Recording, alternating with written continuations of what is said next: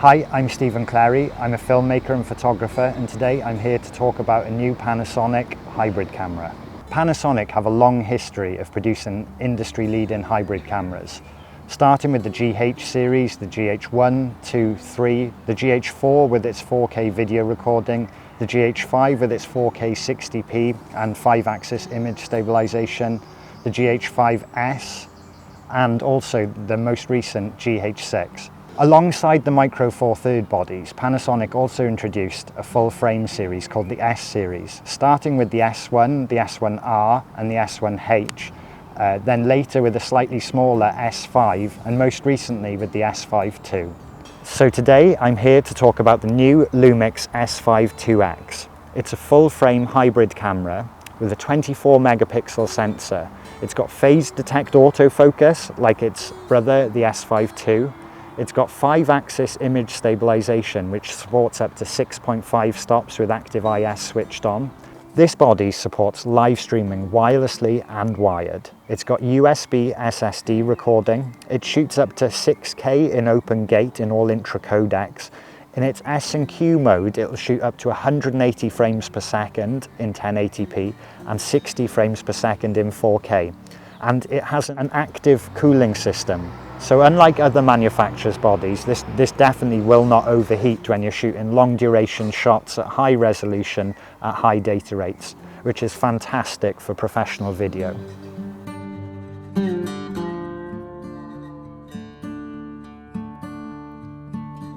I'm going to test out the in-body stabilization in this camera.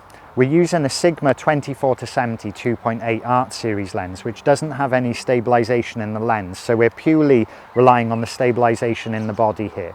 I'm also going to shoot in 60 frames per second, and that's going to be conformed to 25 frames per second in the body, so let's see how we get on.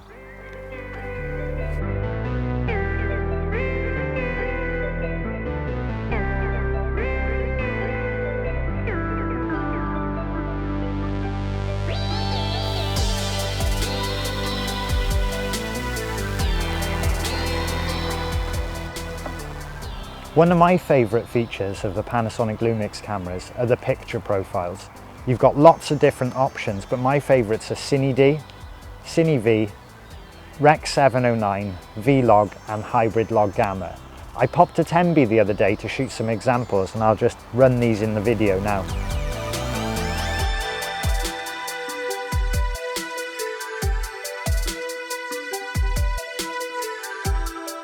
While I was in Tembe, I also had the opportunity to shoot some 6K open gate footage. Here's some examples of that.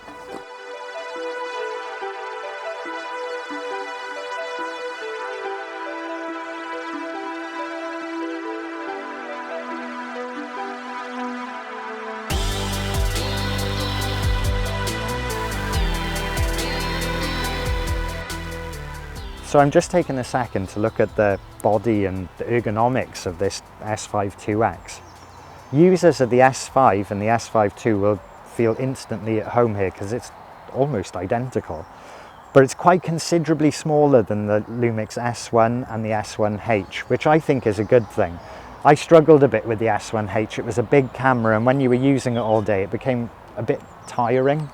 This is a bit different. It feels like a Micro Four Third body in hand. It's quite small, but not too small that you find it's difficult to press the buttons. They're really quite easy to press.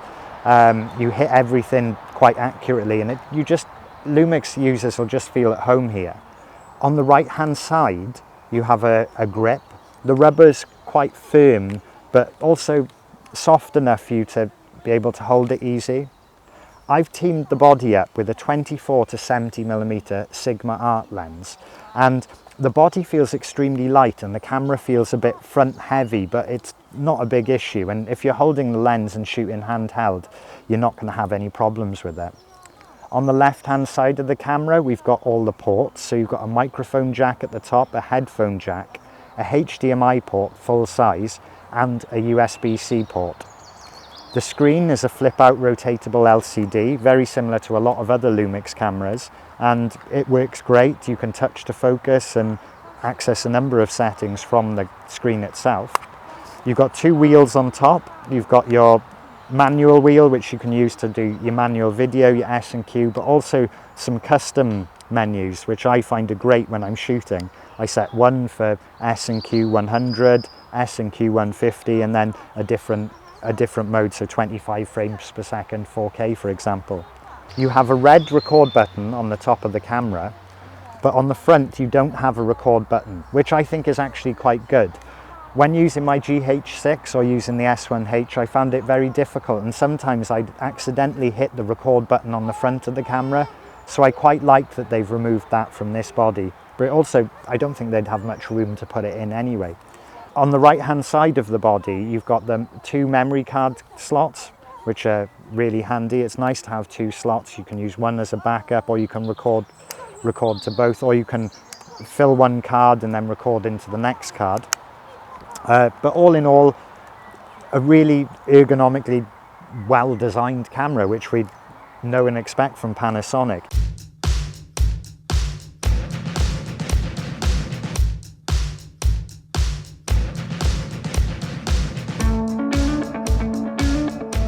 The S5 IIX, like a lot of the Lumix cameras, has some awesome video features, such as waveform, histogram and vector scopes. They're all handy to make sure that your exposure and your colour settings are right. One of my favourite features, however, is the area of image.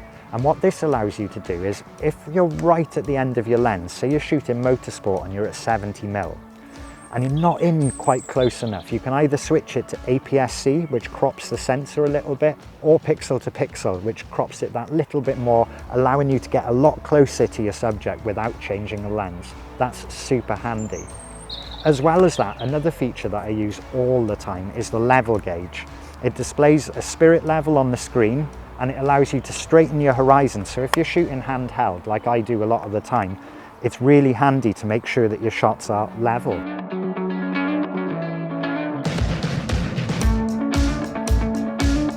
So we've already established the S5 IIX is a bit of a video powerhouse, but what's it like for pictures? Well, it's got a 24 megapixel sensor, which is the same as the S5 and the S5 II, and it produces fantastic images. My favourite feature, however, is the high resolution mode. And in this mode, what it does is it shoots a number of images and stitches them all together to produce a 96 megapixel image. This is great for blowing up for billboards or for prints or for any huge pictures that you need.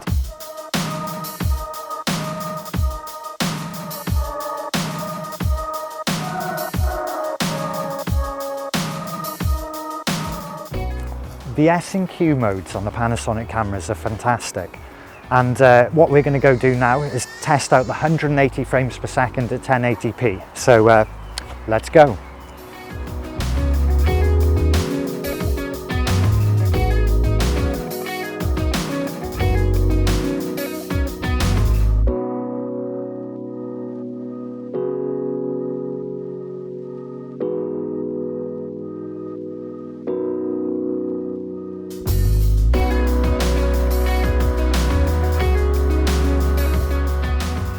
So I'm back at Carmarthen Cameras, and I'm going to talk a little bit about the USB SSD support on the Lumix S5 IIX. There's a USB-C port on the side of the camera. You connect your supported USB into the USB-C port, and then you go into the menu and select USB SSD support on. There's a number of SSDs listed on the Lumix website as supported. However, I found a number of drives just work perfectly, like this SanDisk 500GB Extreme Portable SSD. I've tried it on 6K, 4K and extremely high data rates, and it just works flawlessly. It's fantastic. However, I would recommend checking your hard drive before going out and filming a professional shoot, because there'd be nothing worse than firing off a load of footage and the drive messing up halfway through the shoot. But from my personal experience, a number of different drives work amazingly. Not only does it record video, but it also supports image capture. So shooting large time lapses or lots of high quality raw files, this could be a really good option for you. So we're coming to the end of our video with the Lumix S5 IIX. What do I think of this camera? Well, I think it's a fantastic camera, and priced at $229.99, I think it comes in very good value for money. It's a great camera for professionals and also students and people who are up and coming and want to get involved in filmmaking. This would be a great tool for you. If you could like, subscribe and comment on the video, we really appreciate it, and that'll help to support us to create more content. I've been Steven Clarey, thanks for watching.